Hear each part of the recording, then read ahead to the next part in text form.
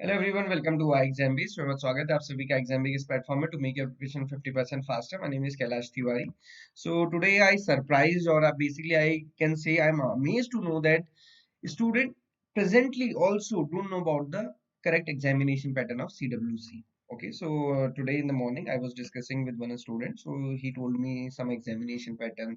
Then after that I asked another student what is the examination pattern of CWC. Then I came to know about कि भाई पता ही नहीं है अभी तो एग्जामिनेशन पैटर्न क्या है सही से।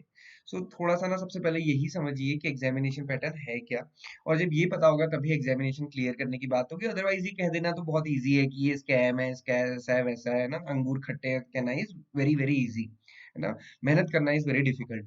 हो सकता है कि अंगूर तोड़ने के बाद पता चले कि वो खट्टे ही हैं, बट पहले कम से कम हम वहां तक पहुंचे तो सही ना। तो मैंने अभी जस्ट एक पोल भी लॉन्च किया, मतलब हालांकि अभी तो अभी लॉन्च ही किया हुआ है, आप इसको देख सकते हो। अभी भी आप देखिए कि 11% बच्चों का कहना है कि क्यूआरई क्वालिफाइंग है, प्रोफेशनल मेरिट के लिए होगा।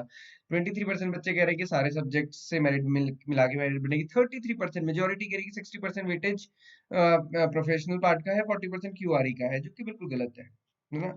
तो अब सही पैटर्न क्या है ये देख लेते हैं, बट ये थोड़ा सा पता होना चाहिए। जब एग्जामिनेशन पैटर्न ही नहीं पता होगा तो हमारी प्रिपरेशन कैसी होगी फिर। सो एग्जामिनेशन पैटर्न ये है, यहाँ पे number of questions professional knowledge के 65 होंगे, 65 मार्क्स के, रीजनिंग 40 और 40 मार्क्स की, डीआई क्वांट्स एप्टीट्यूड 40 40 मार्क्स का, जनरल अवेयरनेस 20 20 मार्क्स का, इंग्लिश 35 35 मार्क्स का, टोटल 200 200। अब क्वेश्चन ये है, सेक्शनल टाइमिंग है यहाँ पे, क्या ये सभी काउंट होंगे मेरिट में? यस, बिल्कुल सारे काउंट होंगे, और जितना मार्क्स है उतना ही काउंट किया जाएगा उसको। ऐसा कुछ नहीं कि प्रोफेशनल का ज्यादा वेटेज है, इसका कम वेटेज है, सबका उतना ही वेटेज है। बट अब यहाँ पे समझना क्या है, यहाँ पे सेक्शनल कट ऑफ है। ओके, सेक्शनल कट ऑफ है और एक ओवरऑल कट ऑफ है। Sectional cut off, overall cut off. Okay, sectional cut off है, ओवरऑल कट ऑफ है। अब इसमें आप देखिए सेक्शनल कट ऑफ में उन्होंने प्रोफेशनल नॉलेज में फिक्स कर दिया कि यहाँ पे 60% कट ऑफ है सब्जेक्ट की। तो मतलब यहाँ 65 में से 60% आपको लाना ही लाना है।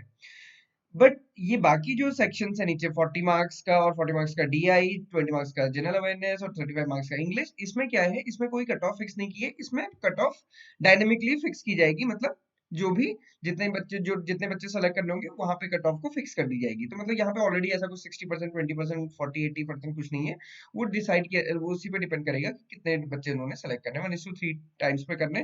तो बेसिकली आप समझ सकते हैं कि जहाँ पे 243 या 244 बच्चे वो सेलेक्ट करेंगे, उतने टॉप 244 बच्चे सेलेक्ट कर देंगे, उनकी बेसिस पे कट ऑफ डिसाइड हो जाएगी। और कट ऑफ उस उनमें डिसाइड होगी जिन बच्चों का प्रोफेशनल मार्क्स में 60% होगा। तो ये बेसिक एग्जामिनेशन पैटर्न है। तो इसमें सारे ही सब्जेक्ट का कंट्रीब्यूशन होने वाला है, और सारे ही सब्जेक्ट में इंडिविजुअल कट ऑफ में प्रोफेशनल नॉलेज में आपको 60% लाना है, ये एक क्राइटेरिया है।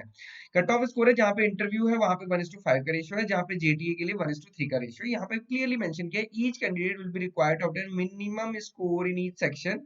हर एक सेक्शन में मिनिमम स्कोर लाना है, मतलब कट ऑफ है।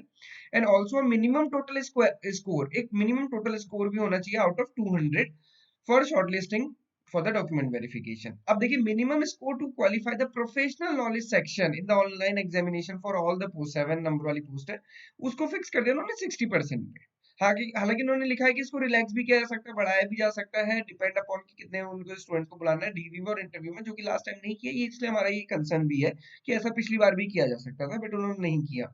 ओके, और अब क्या पता और भी क्या रीजन है ना, जब बच्चों को एग्जामिनेशन पैटर्न ही नहीं पता तो हम सारी गलती सीडब्ल्यूसी के सर पे भी नहीं मर सकते। तो ये चीज यहाँ पे मेंशन की है दोस्तों। कम से कम आप एग्जामिनेशन पैटर्न को पता करके उसके कम से कम उसके अकॉर्डिंग पढ़िए। देखिए 65 में से 36 मार्क्स लाने से फिर भी सिलेक्शन नहीं होगा, आपको ओवरऑल 200 में से लाने हैं। तो आप देख लीजिए 200 में से 135 मार्क्स तो यहीं से आने हैं। तो अगेन ये सब सेक्शन भी इंपॉर्टेंट है।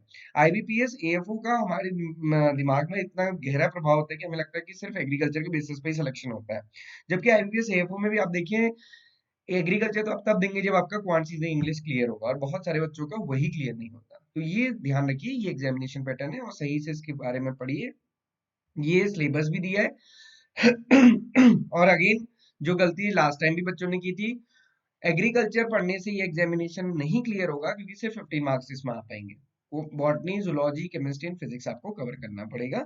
और 90 डेज का स्टडी प्लान हमने आपको दिया है, हमारा कोर्स भी है, आप उसको अवेल कर सकते हैं। बहुत अच्छे से पढ़ाई कीजिए। This is for all, this is for today also. और अभी भी कोई डाउट क्वेरी क्वेश्चन है तो जरूर पूछिए, बट इसको क्लियर जरूर कीजिए।